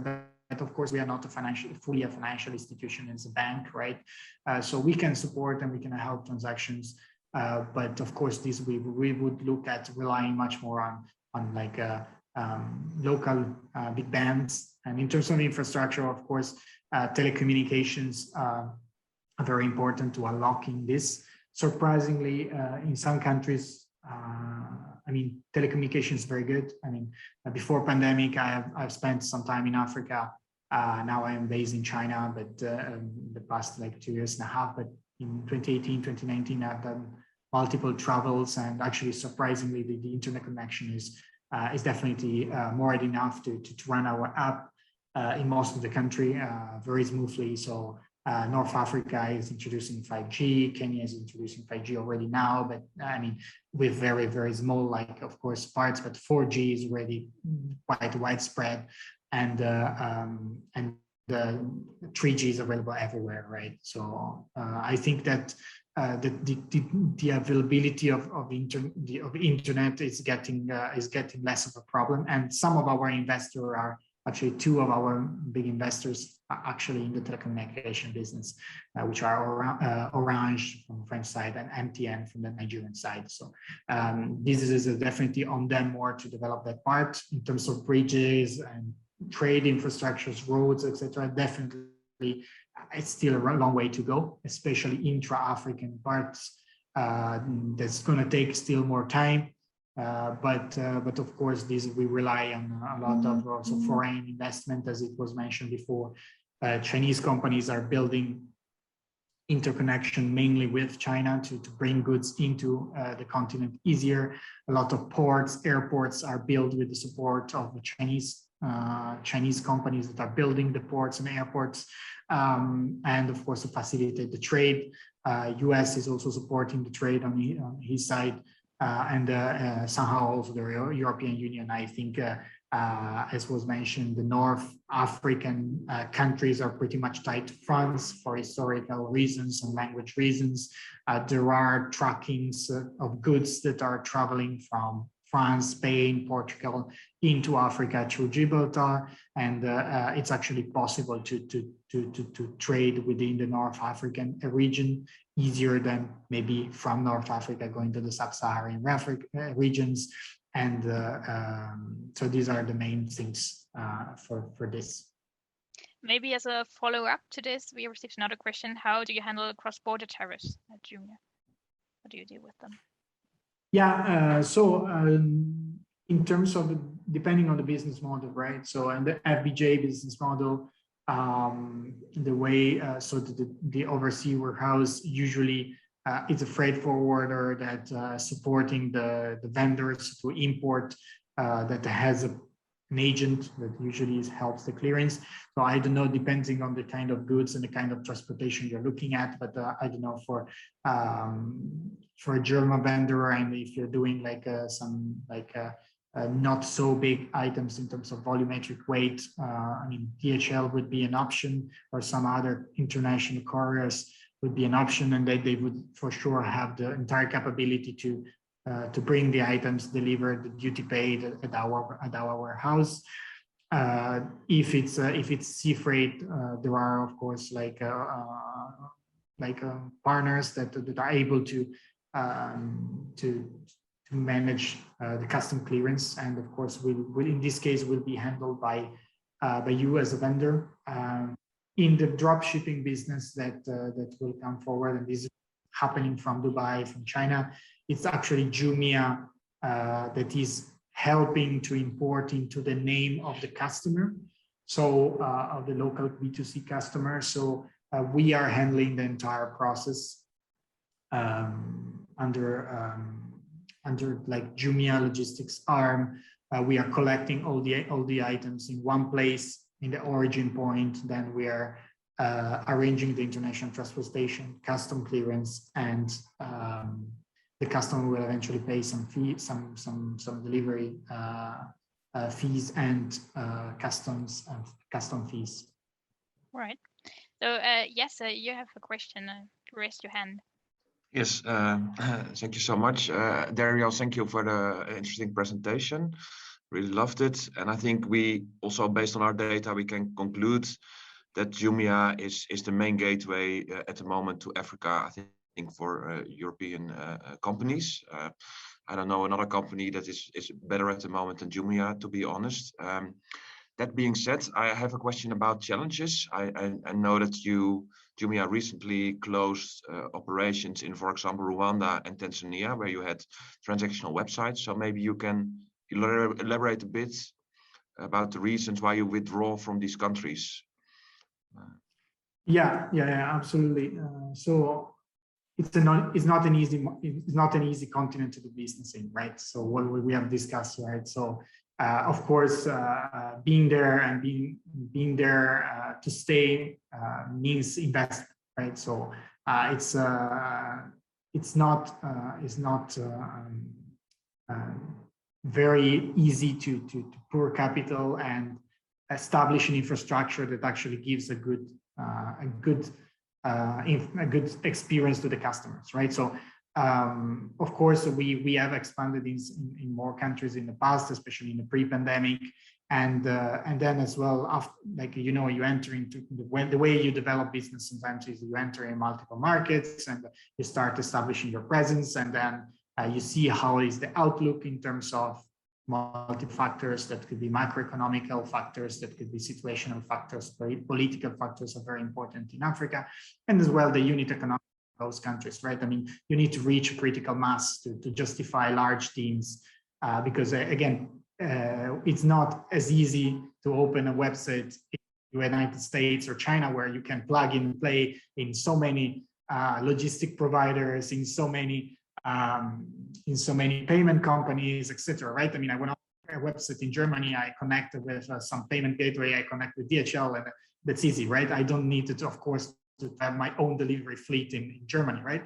But of course, in Africa, being maybe not even having the availability of these like partners to partner with, we have to build everything from scratch, and this is of course a very costly. So, in short, I believe that it was like a kind of investment for rationalization of the business, and on let's and this is not permanent. I mean, there are like in talks to definitely reach to new countries in the next years. So it's not that we are going backward, and it's not forever, right? So we have definitely Tanzania and Cameroon are actually the two countries where we had the transaction website that actually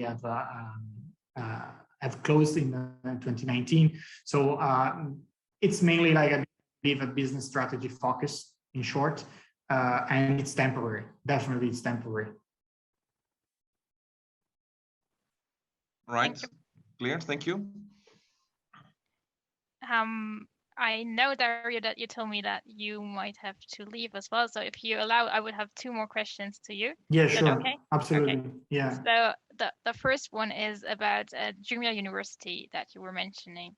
Can you tell us a bit more about this? Could this be a way basically to encourage our members, German sellers, to learn more about the markets in Africa and maybe encourage them to sell there? Yeah. So Jumia University is just a website, a non-transactional website, and so it's our descriptive website that we use to explain all our policies of our platform and to help the vendors to navigate to do business with Africa and e-commerce. Okay, so it explains how to create an account. It explains how to price the items. It explains our logistics. It explains everything, right? So it's a lot of detail. Okay, and of course, if you're willing to join Jumia, I encourage you to go onto it and spend some time learning more. Being fairly honest, the full focus has been on the Chinese version. So at the moment, we actually have 95% of the content on the English as well. And but by the end of the year, we will be fully ready with 100% ready version also in the English part, and will be definitely optimized for international brands that are outside China that want to sell on Jumia. But again, it's like the majority of the information, all the important information are there. Our contract is and our policies is already available there, so you can go there and download it and read it.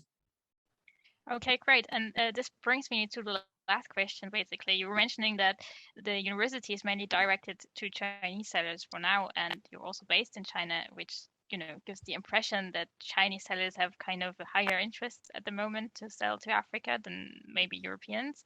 But on the other hand, you were also explaining that you'll offer from next year on dropshipping from Europe to Africa. So from your business perspective, do you expect that the sales from Europe to Africa will increase? Yeah, I think is the Chinese part is definitely important from general merchandise, and it's what we call like unbranded OEM products, right? So definitely Africa is using large amount of these entry-level products because the people need it, and because of course the current GDP and the availability of spending of this customer as of today. Definitely encourage the large volumes to be into those price points, and China is definitely a very competitive country for that. Also, China has worldwide leading brands in electronics, and this is why Shenzhen, right? Shenzhen is I believe it's more than 80–90% of consumer components, electronics actually made or designed in Shenzhen, somehow, right? So it's very strategic, important worldwide city for this. So definitely a place to be. And in terms of Chinese vendor interest, Chinese vendors are extremely savvy about cross-border business. They're among the first that have joined this, and they are highly supported with technologies. There are massive companies that are operating businesses across, I believe now, more than 80 marketplaces worldwide, including Amazon, eBay, etc. Right? So as a Chinese vendor, you can actually access to 50, 80 marketplaces just integrating your technology and your APIs into marketplaces systems. And this means that you reach to everywhere in the world. So of course, we are trying to make this Jumia a very interesting market for them, being effortless to join Jumia as another sales channel. And this is why we have a lot of Chinese vendors here. And we have a large infrastructure and large volumes that are directly coming from China. Then why we are expanding to other areas, it's definitely because the consumption pattern will move, and definitely because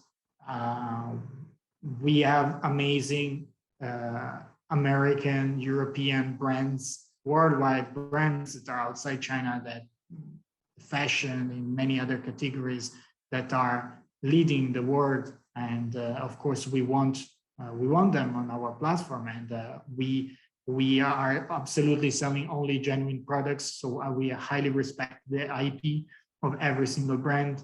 And we also have a section which is called Jumia Mall, which is 100% dedicated only to brands. And we need the specific licenses, and we need you to be the direct owner of the brand, or you need to be an official distributor to be able to be featured in that area of the website. So definitely that part is what I'm looking at in the next 5 years to develop strongly, and I believe it will grow dramatically. We are now having Middle Eastern brands, Turkish brands, and national brands that are actually coming to us, and we are onboarding them on the platform. And as well, of course, it's not a one-day game where tomorrow you're going to get sales and it's going to be a game changer overnight. But Africa is definitely a very important market coming in the next decade. So if you enter early, it's a blue ocean. You can get your market share and as a brand in your category, and then you will definitely harvest the benefits of these in the coming years. Yes, thank you very much for your presentation, also for this very interesting outlook. I hope that many people are getting interested now in these interesting markets. Thank you very much for having been with us. I'm sure we'll stay in touch. Thank you very much for having me. Thank you very much. And thank you for being with us. Thank you. Bye-bye. Bye. We've heard already a lot about the differences of the markets in Africa among each other, but also compared to Europe, about challenges that are linked to this. And we've heard how marketplaces like Jumia can offer a solution, but would like to learn now a bit more from the logistics sides. What challenges are out there? What are the solutions that could facilitate sales from German e-commerce sellers to consumers on the African continent? And I'm very happy to welcome Brent Walker now, who is International General Manager at Courier IT, which is a domestic and international courier service based in South Africa, but which is also shipping to other African countries. Thanks a lot that you made this possible to be with us today. I know that you even had to leave a previous meeting earlier for us. Thanks a lot. And the floor is yours. Sure. Thanks for inviting me, guys. I don't normally do these sort of things, but I think it is important because, especially from a career perspective, is we prefer to trade with Europe than with China and India, with the market being so, with lack of a better word, overexposed, where we find there's more opportunities dealing with Europe than Africa. like Alin's saying, there is a lot of challenges with Africa, even though that Africa is finally grasping about e-commerce, and it's exciting for e-commerce. The reason being is how easy available smartphones are available in Africa. One of the biggest challenges, though, is unlike Europe and the US, there's very few credit cards. So with companies trying to deal directly with Africa becomes very frustrating for them, because unless they are able to do transactions whereby you can do EFTs, otherwise they would have to find a local distributor. So local distributors is often the best option for international brands trying to expand their network into Africa. I know early on the financial aspects of it was touched, but it is something what platforms would have to understand, that the weakness of local currencies against, say, the euro does play a bigger role in why European markets haven't penetrated the African market like the Chinese and the Indian markets have. But, you know, it's not a major setback, because within Africa we have a growing middle class, and they are looking towards towards the European brands to purchase. The biggest payment portal in Africa, it's funny enough, is using mobile devices, a system called M-Pesa, where they tap phones and the mobile companies then make the payment on behalf of the consumers.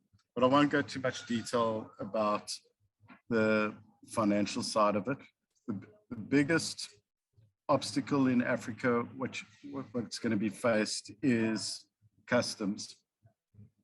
The major issue with customs in Africa is that they haven't updated the customs legislation. It's still based on really much B2B. So therefore, and they haven't made any real allowances for B2C transactions. An example of this, within South Africa, if you do not have an importer's code, you can only do 3 imports a year under the value of 50,000 Rand. Now, and as a private individual, you cannot apply for an importer's code. So that, I mean, one of the biggest challenges in past experience, I used to do the ASOS account, is a person who's shopping online, generally speaking from Europe, will probably do 3 transactions in a week. What ASOS did to overcome that, they appointed a local distributor who'd act as the importer on record. And so that it didn't become an issue with customs to submit the entry.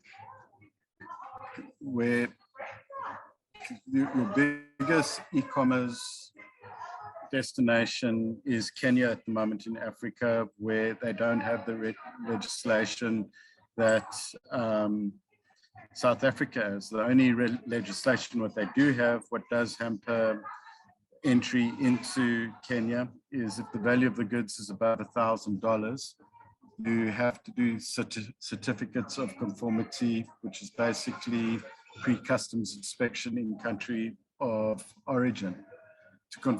And the certificate of conformity is basically to confirm that the product is not of substandard, and it's also not a counterfeit product as well. Where it comes into play, because the 3 most purchased items from an e-commerce platform is clothing and footwear and electronics. Now, especially with electronics, you've got the possibility that it will be over $1,000 in value. So you would have to do certificates of conformity inspection before dispatch.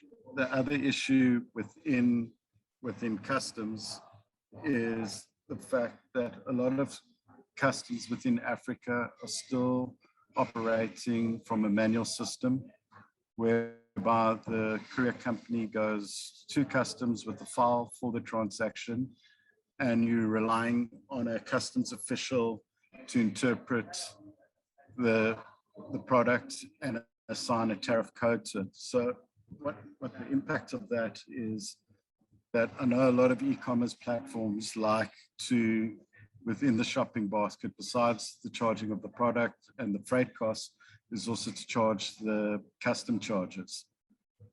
Now, and because of all these manual systems and how customs interprets tariff codes, no one has successfully launched an actual duty and tax calculator for Africa. What DHL Global Shopper does is they will always take the maximum duty percentage as the duties. So what it means, as a shopper, you potentially can be overpaying on duties. Unlike Europe, also with Africa, you've got, as much as you've got common customs unions, they don't act as common customs unions. So every different African country has got a different ways of interpreting codes, different charges on top of the custom charges of duties and taxes. For example, Kenya, they have a tax which is 5% of value of goods for the development of roads in Kenya. It's got really nothing to do with customs, but the Kenyan government found a way to derive income.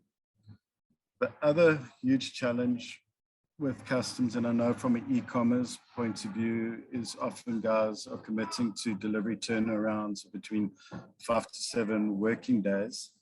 And with the inconsistent power supply in Africa, often what happens is, due to no electricity, no customs entries are processed, and as a result, you can have goods sitting in customs for 2 weeks. Where it impacts on the e-commerce platform is it's all about the shopping experience, and the consumers in Africa saying, well, it's not a great experience, so therefore I'd rather shop from a local platform because I got my goods within 3 days, 4 days. One of the things also with customs is, in Africa, they don't make allowances for goods return, and also they don't make allowances if the consumer is responsible for custom charges but didn't realize how the custom charges is going to be, is that they can count saying, well, you need to return it. What happens very much in a lot of African countries is, once it's in customs, you have to pay the custom charges. So even if the consumer doesn't want the goods, you're going to pay the custom charges. So you might as well then deliver the shipment than return the shipment. Where customs also comes into play is on reverse logistics, especially with clothing, whereby a person believes they're a certain size, and when the garment or the footwear arrives and it doesn't fit them, is the goods now to be returned back to country of origin, and the replacement is sent is you have to bring duties into custom charges into account for the replacement product. So as I was stating in the beginning, is that customs in Africa hasn't adapted to e-commerce per se. It's still based on B2B shipments and that. The best way to overcome the restrictions within Africa from a customs point of view is to partner up with the local entity, whereby you send the goods in bulk to that local entity. They house and distribute, and if there is reverse logistics, it's domestic transaction, and they can replace, and it's still a domestic transaction. So the pricing is not such a great impact to oppose to sending back to a European destination or Germany. From a freight perspective, the biggest challenge is the cost to fly to Africa, especially if your goods are of low value, is that your freight costs will often outweigh your cost of your commodity. So due to that, it's sometimes very hard for European companies to penetrate the African market purely because of the shipping costs. Prior to COVID, what a lot of the e-commerce platforms were doing, they were consolidating the shipments under general cargo mode, bulk mode, because that was the cheapest mode to send shipments into Africa.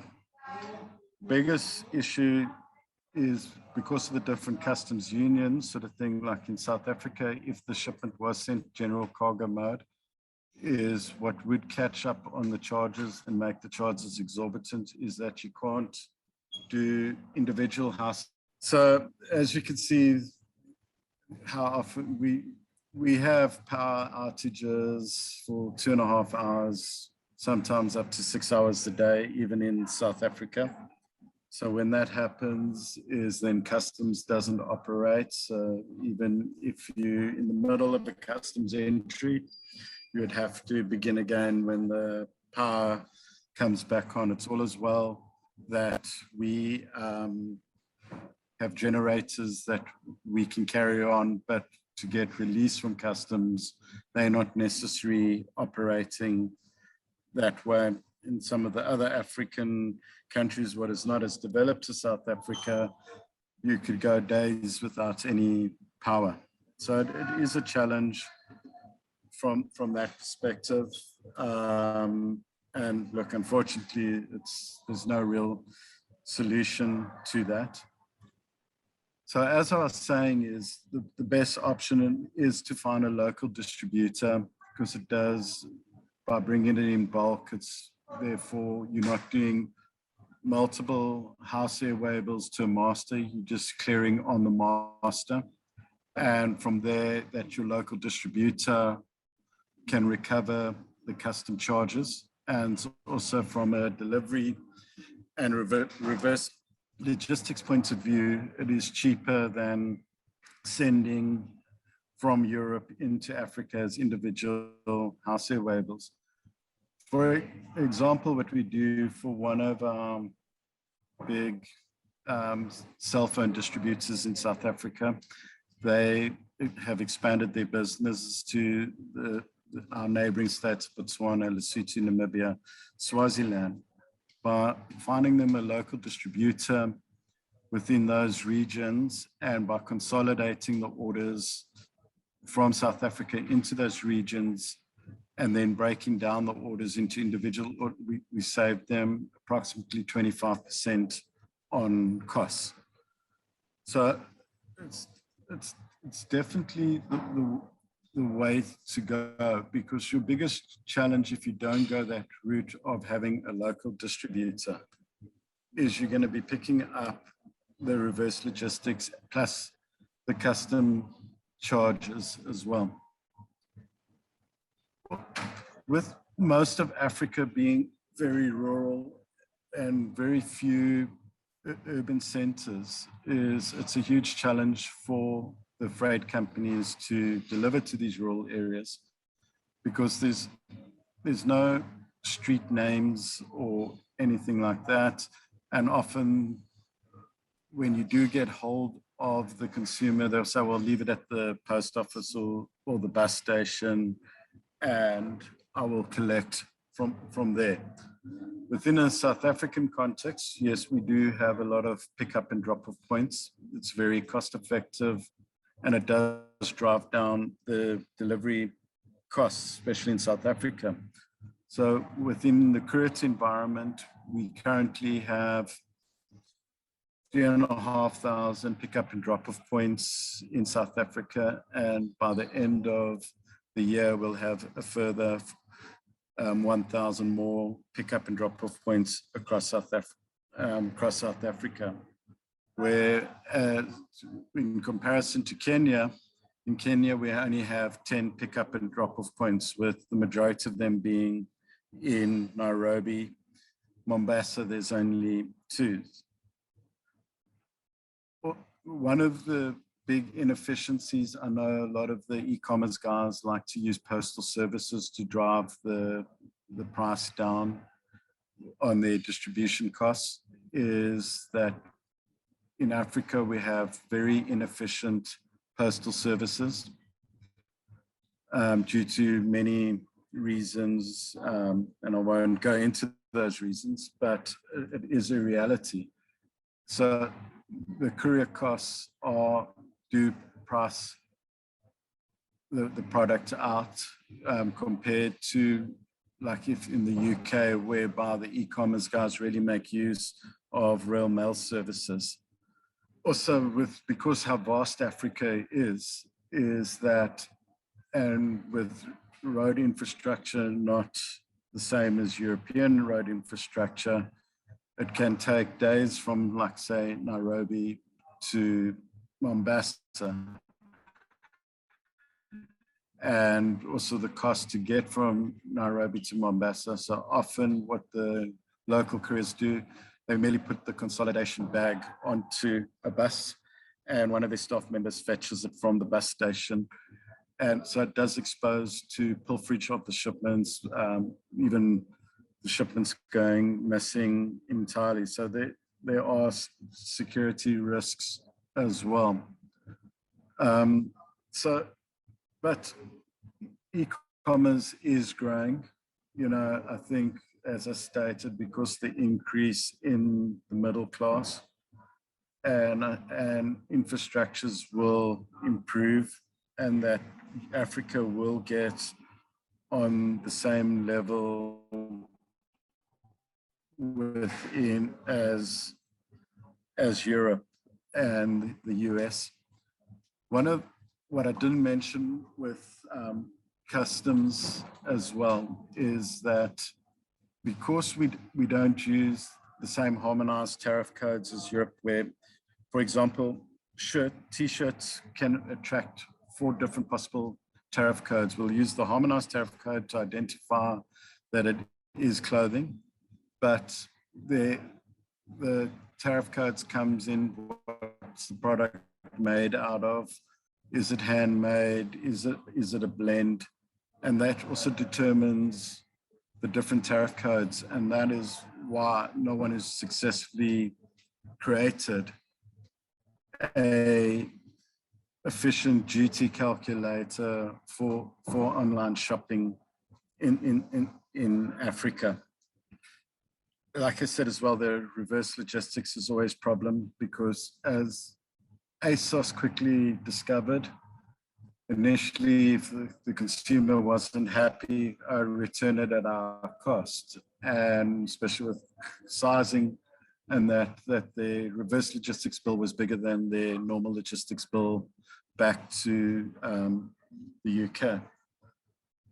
One of the big challenges in Africa is our high crime rates, especially the hijacking of vehicles.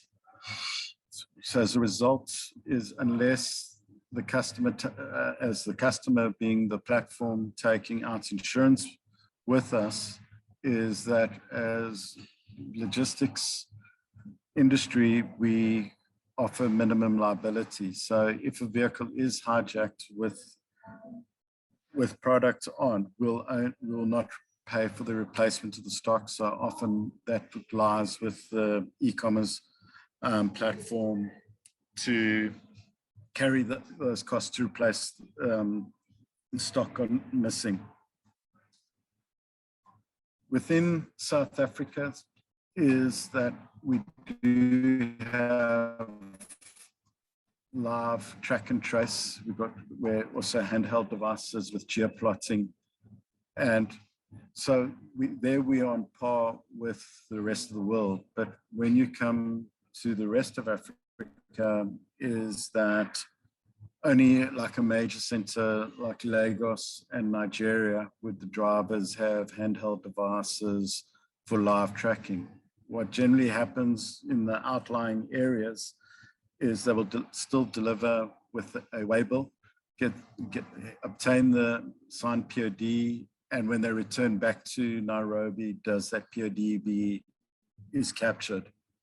So often that delay can be up to 48 hours, and whereby is because it's a door-to-door service, and often it's just left with a neighbor or at someone who is at their address, and the actual consignee doesn't receive their goods, there's delays in proving delivery, and which just makes the whole shopping experience not a great experience, because you want to emulate still high street shopping where it is the experience that the person gets the goods what they paid for. One of the biggest logistic challenges that also goes back to customs is, and it actually goes back to platforms, where on the platforms they don't indicate that the charges don't include custom charges. So often the consumer's under the impression that they've paid for everything, because on the shopping basket it would say the value of the product and then freight costs. And they assume that the custom charges is part of the freight costs. So it's vitally important that you need to make the statement on your website that these charges do not include custom charges, and as the consignee, they are still liable for local custom charges to avoid the displeasure of a customer thinking that they've paid for everything already. One of the main reasons why you have to do that is that with the age of social media, is if you don't warn people about it, they can destroy your brand very quickly without any, irrespective of what you say, is that they weren't warned that they still had to pay custom charges. As much as there are challenges still in Africa, Africa's getting there, and it's quite exciting. E-commerce is very exciting. You guys should really look at the African market for your expansion. But thanks for allowing me to present. Yeah, thank you very much for the presentation and all the insights into the challenges on the logistics side. You were mentioning quite often that many of these logistics challenges lead to delays in the delivery. Is this something African consumers in Africa are used to? Is this something they accept, or would they then rather say, okay, if it takes so long, I would rather go to somebody else and order there? I think just looking at sites like Alibaba, they learned the hard way. At first, they were saying it would be within a 3 to 4 day turnaround. And when it wasn't happening, they then upped it to 15 to 20 days. I think with African consumers, if you go share the worst case scenario with them, is they tend to be more forgiving or accommodating. But if you commit to a 7 day, you would need to do a 7 day turnaround, because the average consumer doesn't understand how customs operate, and that also with the courier companies, because once it's in customs, it's beyond our control. We actually stop our clocks. So when we're reporting to our customers and saying, well, we did it in 4 days, but meantime, it could be as long as 3 weeks because it sat in customs for 2 weeks. So I think it's very important that any platform rather under promises and over delivers than stating the best case scenario. All right, and you were also like mentioning reverse logistics, so returns. We in Germany are known for being champions of returns, so people are returning a lot. Is this the case as well for people in Africa? Do you know about that? Look, I can only really talk from an ASOS point of view. Sure. Not because Nike, because I do the Nike distribution in South Africa from Amsterdam, and generally speaking, there wasn't much returns from a Nike point of view, but from an ASOS point of view, because it was purely clothing, I think people forget that you've got different cuts in a jean, and they honestly believe that they are a certain waist size, and when it gets there, it's not there. Or also from a photograph, it looks great, and when they actually get the products, it's not what they saw online. So from an ASOS point of view, initially they did have a huge issue with the reverse logistics, but as they ironed out those issues, it became minimal. But you have to cater for the reverse logistics. You can't take it on the best case scenario that a person is absolutely certain that's their size. Also, from an electronic point of view, is with warranties and things like that, you would have to cater if something does go wrong with the device, that they would return the device. What ASOS did to also combat to bring down their reverse logistics, they allowed the customer would have to return within 7 days. They then took it further as well, saying, well, if you're going to return the goods, the return would be at your cost. So automatically, the moment when a consumer knows they're going to pay for the return, it became not that problematic.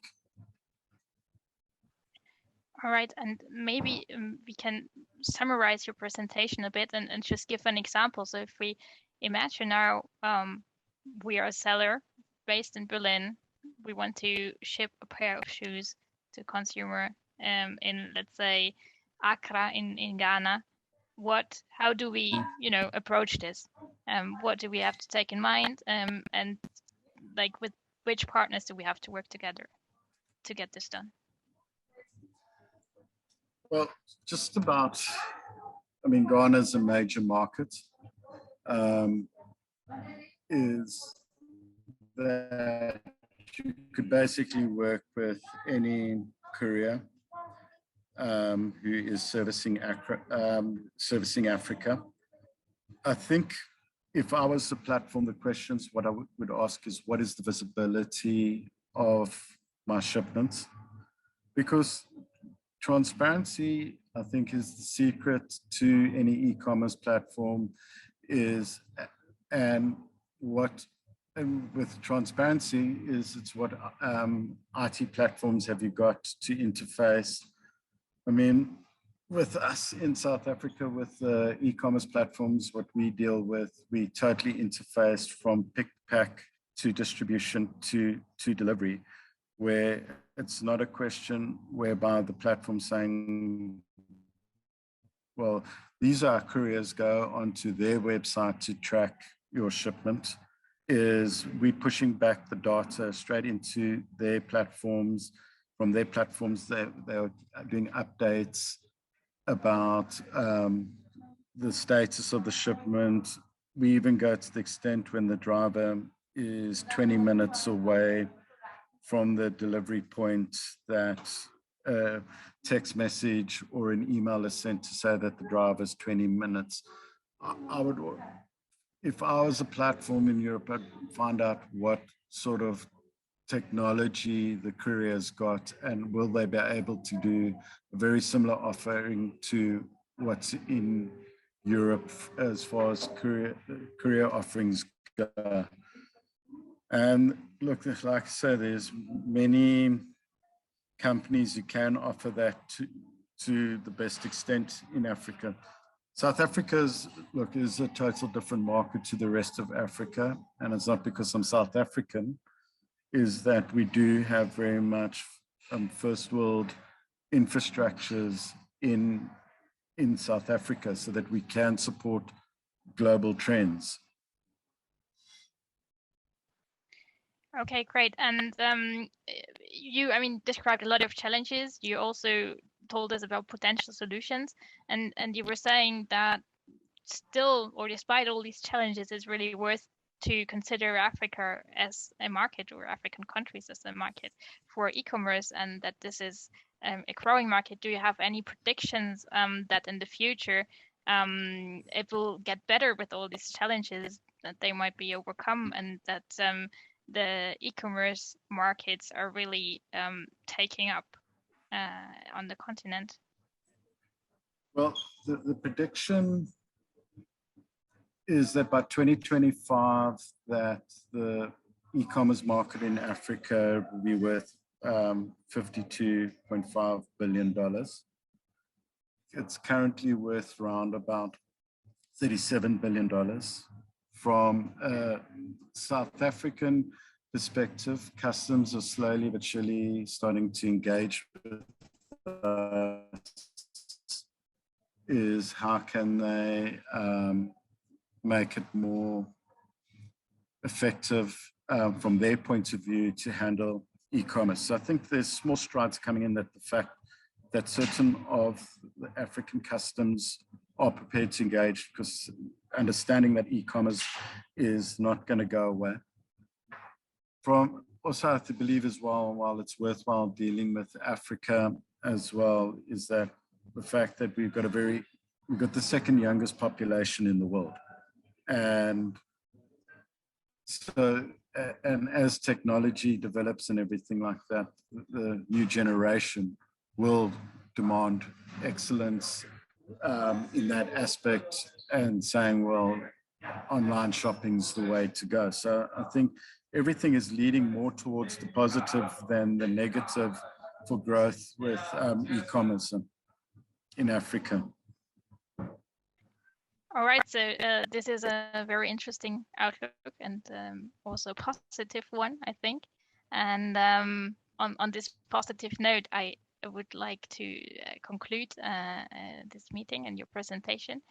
Thank you very much once again for having made this possible to be with us, share your insights and solutions as well. This webinar today allowed us to learn a lot about challenges of the various different e-commerce markets in Africa, but also about the opportunities and potentials of these markets. And we learned that they will likely playing a more important role in the future, and that they should definitely not be underestimated. And we've looked into possible solutions on how these challenges that are still there can be overcome, with the help of marketplaces that are also very different in Africa than from what we know from Europe, but also on the side of logistics. And for sure, this is a topic that will still play a role in BVH as well, and will not stop working on this with the end of this webinar. On the contrary, would like to even look deeper into it and remain in close contact with all our speakers, but also the participants. And we consider this webinar rather as a preparatory step for a real journey that we would like to make one day across the African continent, from north to south, or from south to north. That still remains to be discussed, and that we're planning for the nearer future. And of course, we'll keep all of you posted on this and make sure to invite every one of you on time. For today, I would like to thank all our speakers for their time, their insights and presentations, and the audience for your attention and also lively participation. Thank you very much to all of you. See you next time, and have a great rest of the day. Okay. Thank you. Bye. Thanks. Thank you, everybody. Bye. Thank you, Aline.